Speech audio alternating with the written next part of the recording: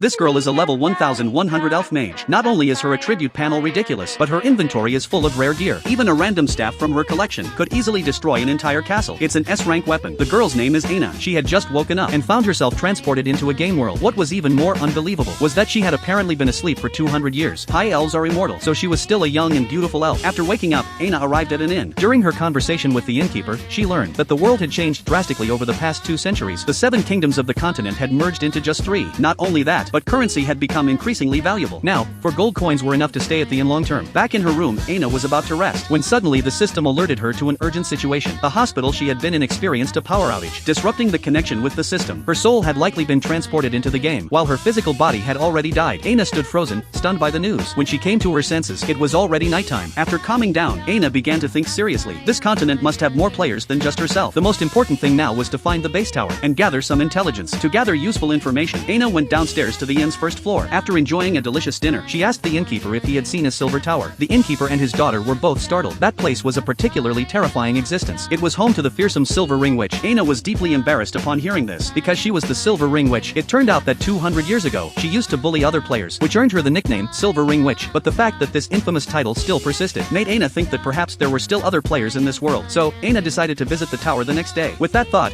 she peacefully fell asleep. Because her identity as an elf was so eye-catching, 2 thieves broke into her room that night to steal from her. But at that moment, her bracelet suddenly lit up. A thunder lion appeared, scaring the thieves so much that they quickly fled.